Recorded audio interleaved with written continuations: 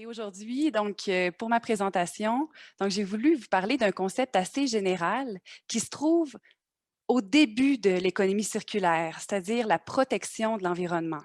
Et j'ai voulu vous partager en fait une nouvelle démarche qui s'appelle en fait les solutions fondées sur la nature pour justement mieux protéger les écosystèmes, l'environnement qui nous entoure.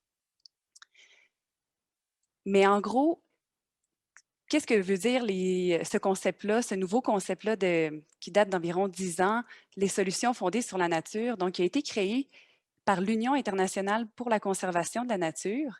Et puis, ce concept-là vise à protéger, de gérer de manière durable et de restaurer des écosystèmes naturels ou modifiés pour relever les défis face au dérèglement climatique et d'assurer quand même des activités économiques humaines tout en produisant des bénéfices pour la biodiversité.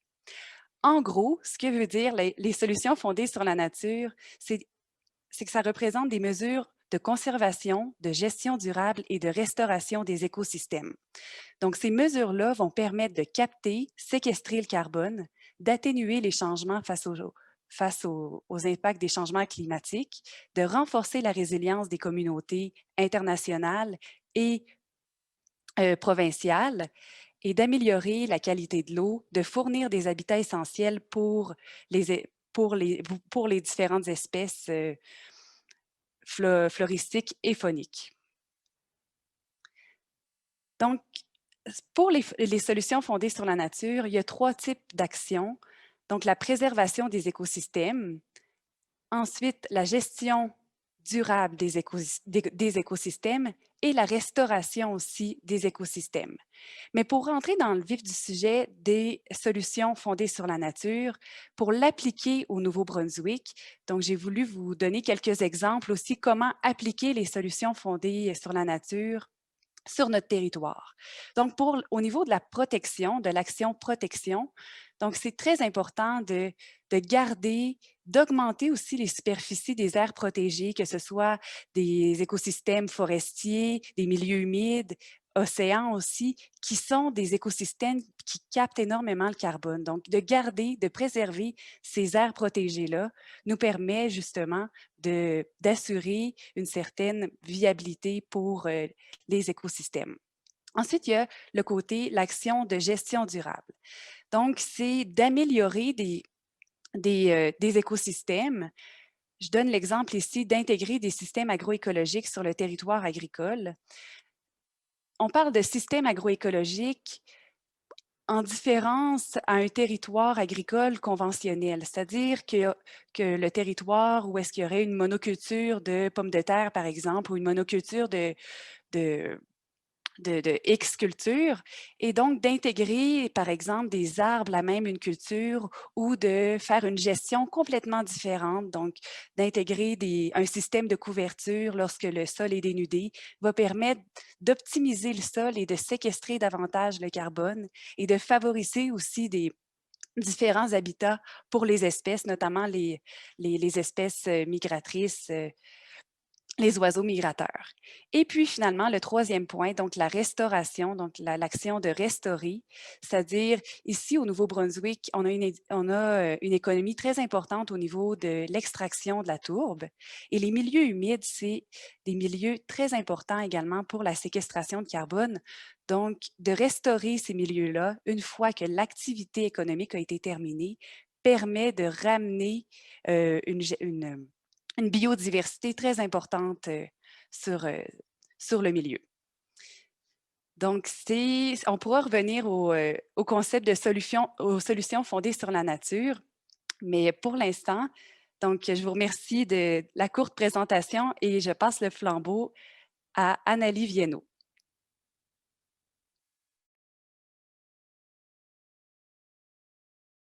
Je m'appelle Annalie, je travaille pour le projet Gaïa. Puis je vais juste faire un survol de nos programmes d'action climatique ou de développement durable. Nous, on travaille surtout avec les écoles. Donc, nous, on travaille dans la chaîne ou dans l'économie circulaire au niveau de l'éducation, la sensibilisation avec les jeunes dans les écoles. Fait que je vais vous parler un peu de nos programmes. Donc, Donc, c'est ça. Je m'appelle Annalie, je suis la gestionnaire des partenariats stratégiques. Je vais parler un peu de qui nous sommes, un petit peu d'historique. Les programmes, nous, on offre deux sortes de programmes. Donc, les programmes à faire soi-même, les do-it-yourself qu'on appelle, où est-ce que les enseignants peuvent télécharger la programmation dans leur classe qui parle des changements climatiques et des projets d'action climatique. Puis on a aussi des programmes d'apprentissage par projet, puis c'est là-dessus que je vais me concentrer aujourd'hui, parce que je crois que c'est ça qui va intéresser plus les participants. Donc, nous, notre mission dans la vie, c'est vraiment d'outiller les jeunes par l'éducation, par la programmation qu'on offre qui est tout à fait gratuite, agir contre les changements climatiques. Donc, on est un organisme de charité, puis on a été fondé en 2009. Donc, ça fait plus d'une dizaine d'années qu'on travaille dans les écoles. Donc, on travaille aussi avec les objectifs de développement durable. Il y a beaucoup d'écoles qui travaillent avec les objectifs de développement durable aussi, puis on relie tous nos programmes à ces objectifs. On travaille surtout avec le numéro 13, qui est les mesures relatives à la lutte contre les changements climatiques. Mais c'est juste pour vous expliquer un peu que nous, on suit ce modèle-là aussi, puis on l'intègre dans nos programmes avec les classes avec lesquelles on travaille. Donc, juste pour un petit bref survol ici, c'est tous nos programmes, on a une liste de programmes pour les enseignants et les élèves à faire dans la classe. Ça, c'est sans, quand on dit des trousses à faire soi-même, c'est des trousses où est-ce que ils n'ont pas besoin de nous, de consultation comme telle. Donc, les enseignants peuvent télécharger de notre site web les ressources qu'on offre. Puis ensuite, ils peuvent intégrer ça dans leur salle de classe sans besoin, on est toujours là comme pour consulter, mais on n'est pas là pour donner des présentations quoi que ce soit. Donc, on a des trousses de littératie, on a des projets d'action pour la durabilité, on a des trousses d'ingénieurs d'énergie. Puis sur le côté, vous voyez, donc ça dit M2, donc ça c'est maternelle à 2, 3-5, troisième à la 5e, 6-8, etc. Donc, ça, c'est les programmes que nous, on offre, les ressources. Mais les programmes où est-ce qu'on est beaucoup plus impliqué, c'est les programmes d'apprentissage par projet. C'est là où est-ce que ces projets ici, à la fin du projet, à la fin de la session avec les jeunes, il y a un projet qui va ressortir pour aider à trouver une solution contre un défi ou disons, que les jeunes veulent améliorer une situation dans leur école, par exemple, intégrer plus de recyclage, compostage, etc. Fait que je vais vous en parler ici. Donc, sur la trace des ordures, c'est simple. Les jeunes vont ramasser les ordures, les mener dans les poubelles pour voir qu'est-ce qui peut être composté, qu'est-ce qui peut être réutilisé, qu'est-ce qui peut être recyclé. C'est vraiment à la base de l'information, c'est vraiment à la base de l'échelle aussi de l'économie circulaire. Les jeunes adorent faire ceci. Puis même pendant la pandémie, on a trouvé une façon de le faire avec les enseignants, mais c'est un programme qu'on offre. Puis les activités ou les projets qui ressortent de ça, les exemples d'initiatives, on parle de rediriger les restes alimentaires. Donc, une fois que les élèves vont passer à travers du programme, ils vont réaliser, on peut faire du vermicompostage ou on peut composter en arrière de notre école ou qu'on peut envoyer le reste vers les fermes locales qui existent. C'est vraiment la redistribution puis rediriger les restes alimentaires ou, comme j'ai mentionné, aussi instaurer un système de recyclage.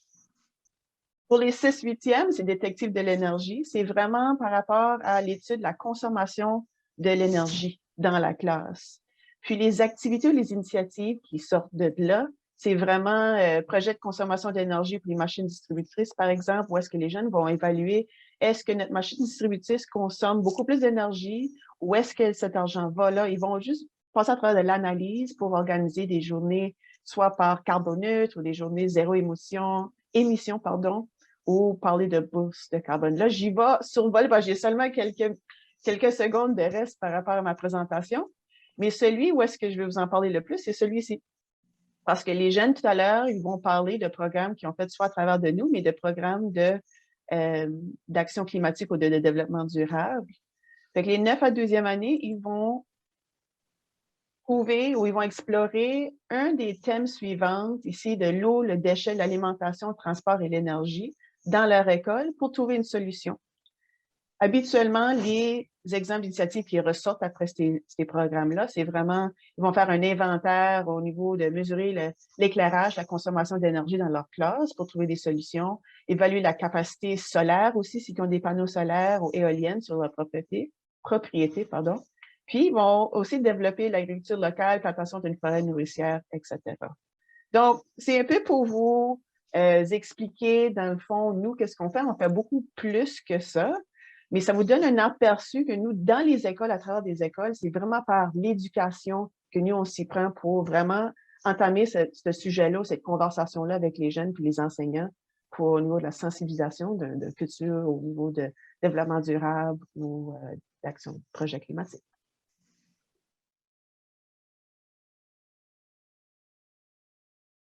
Je vais. Bon, ben, pour commencer, ben, je vous remercie au nom du Réseau environnemental de Nouveau-Brunswick de m'avoir invité à cet forum sur l'économie circulaire. De mon côté, je vais d'abord commencer à vous parler un peu je vais introduire c'est quoi le réseau environnemental. Le réseau environnemental, c'est un organisme sans but lucratif fondé en 91. Son mandat, c'est faciliter le maillage et la communication entre les groupes membres afin de faire avancer leur effort de protection de la Terre, promouvoir des modes de vie économiquement sains, puis renforcer le mouvement écologique du Nouveau-Brunswick. Moi, mon rôle dans tout ça, c'est d'encourager et de faciliter la communication entre les groupes membres de la péninsule. Le réseau environnemental aussi comprend 110 organismes membres. Puis, il offre des occasions d'apprentissage et puis organise des ateliers, des conférences, des colloques, des forums. Il offre aussi des outils de communication tels que des bottins, un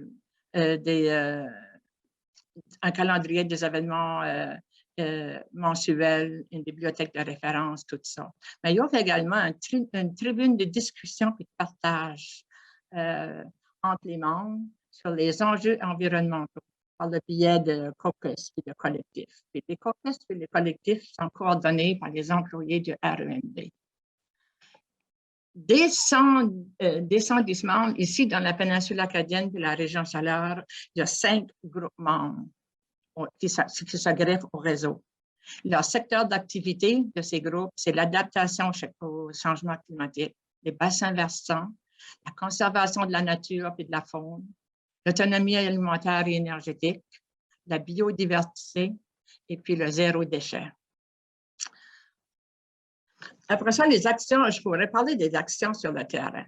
Mais les actions sur le terrain, il y a beaucoup de ces groupes-là. Il y a la protection des zones côtières, la protection des plages, il y a les côtes en santé, il y a beaucoup le jardinage écologique, il y a les plans d'action aussi qui se font et la recherche pour l'érosion sur le long de nos plages. Il y a des activités aussi d'aménagement du territoire. Il y a beaucoup de productions de vidéos qui se font, des actions de films, des forums, des comporages. Il y a des ateliers de compostage collectif, de la plantation d'arbres, de la culture en serre, des comités d'art en milieu scolaire. Comme vous voyez, il y a beaucoup d'activités qui se font sur le terrain par l'entremise de tous les 16 groupes membres du réseau. Et puis, l'ensemble de toutes ces activités-là contribuent à renforcer notre capacité de s'adapter aux enjeux environnementaux afin puis la finalité de tout ça, c'est la protection de nos ressources naturelles, tout en répondant aux besoins sociaux, économiques et environnementaux. Tout ça situé dans un contexte de développement durable.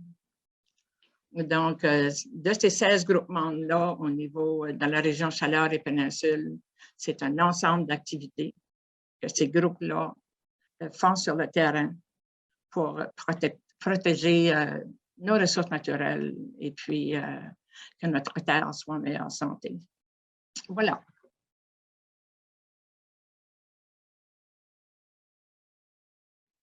Moi, ça va être une série de photos, puis je vais expliquer un peu. Ça, c'est quand nos plantes, c'est 10 000 plantes camerises qui arrivent dans des boîtes quand on les reçoit. Ça venait du Québec. C'est ça. Ça, c'est le début des travaux sur le terrain. On a déjà un employé qui est venu nous voir. C'est une de nos petites filles. Là, on fait le tillage du terrain. Là. Les photos ne sont pas en ordre, là, mais là, on met de la chaux parce que la camerise aime avoir un pH très haut comparativement à d'autres que c'est vraiment le contraire. Là. Faire hausser le pH du terrain. au besoin. Là, on met, c'est de l'engrais marin pour aider le sol. Là, c'est du Placeau, un très bon produit là, qui aide aussi, qui est bio. On a planté du sarrasin pour la fertilisation. Ça nous avait été conseillé par des anciens fermiers parce qu'ils nous disent qu'avant, il n'y avait pas de pesticides. C'était la façon qu'ils faisaient à l'automne à la lune noire, puis que c'était très bon, très efficace. Là, c'est la pose de tapis de sol. Il y en a qui ne mettent pas de tapis. Moi, j'ai choisi de mettre des tapis de sol pour éliminer la mauvaise herbe. C'est plus facile à gérer, surtout lorsque tu as beaucoup de plants. Là, on marque les plants, ils sont aux 3 pieds exactement au centre. C'est parce qu'on va ramasser ça avec des machines mécanisées. Et plus que l'arbre est centré, puis au bon endroit, plus que c'est facile pour la culture avec la machine. Ça, c'est à l'automne. On avait eu une belle automne, puis ça avait mis à fleurir parce qu'il faisait beau, il faisait chaud. C'était beau à voir. Ça, c'est quand on plante les plants. Ça a tout été planté un à un. Là, on voit le début des fruits. Là, c'est la pollinisation. On place des bourdons pour la pollinisation. Ça, c'est les fleurs de Camerise. Là, on voit les arbres avec les fruits. C'est un arbre de 4 ans là, que vous voyez, là, à peu près 4 pieds de haut. Là, les fruits commencent à mûrir.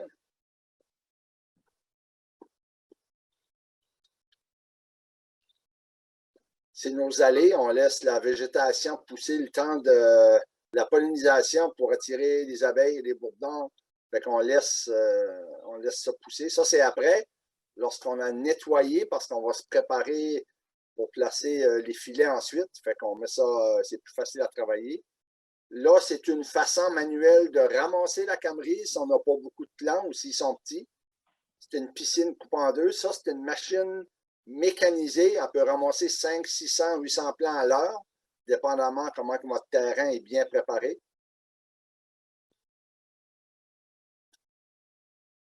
Ça, c'est la pose de filet parce qu'on a des oiseaux qui aiment les fruits vraiment. Les jaseurs de cèdre, ils sont... fait que là, on est obligé de mettre des filets sur tous les arbres. Là.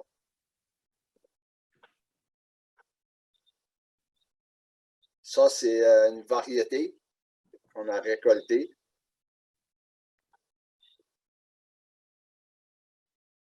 Lorsqu'on les recueille, on les met dans une vanne, dans des petits bacs pour les faire congeler, pour les nettoyer. Parce que c'est un fruit qui est super fragile. Ça fait 5 minutes après qu'il est cueilli, on le met dans la vanne. Il gèle, il vient comme des billes. Séparé ensuite, il peut être facile à nettoyer. Ça, c'est nos petits contenants lorsqu'on en vend du frais.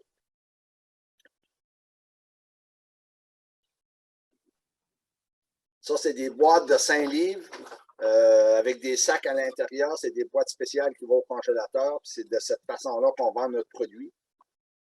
Ça, c'est une machine encore manuelle lorsque les plants viennent un peu plus gros. On a un outil qui fait vibrer les arbres puis les fruits tombent là-dedans. Ça, c'est quand on fait des cueillettes. Les gens, ils aiment bien les petits fruits. Ça, c'est un tournage qui va passer cet automne sur les réseaux de télévision que Radio-Canada a mieux faire. Fait qu'on a hâte de voir ça. C'est des belles images. Puis, je ne sais pas mon temps, mais je vais vous dire, nous autres, la compagnie, ça a débuté en 2013. On a pris 2 années pour aller chercher beaucoup d'informations sur la Camerise. On a été au Québec, Lac-Saint-Jean, Granby, puis plusieurs autres villes au Québec. On était en Nouvelle-Écosse, l'île du Prince-Édouard, aux États-Unis, en Georgie, pour avoir de l'info. Puis de 2014 à 2016, on a préparé nos terrains. En 2017, on a planté 11 000 plants. En 2019, on a planté 2600. En 2020, on a planté 1600 pour un total de 15 600 plants en terre. Puis notre objectif est de 25 000 plants d'ici à 2025. Nous sommes bio, non certifiés. Nous regardons à nous faire certifier. Nous aussi, on fait partie de Camerise Nouveau-Brunswick. On est membre de ASCAP Canada, aussi Camerise Canada. On est aussi partenaire et propriétaire de la COFNO, c'est la Coopérative forestière du Nord-Est. Puis on a déjà des produits sur la marque XL Pure dans les 3 coopératives de la péninsule, qui sont un jus de camerise et bleuet, un jus de camerise concentré, un coulis de camerise, une barbara papa à l'érable, puis du sucre granulé à l'érable. Puis on s'en vient avec un autre produit dans le vin très, très bientôt.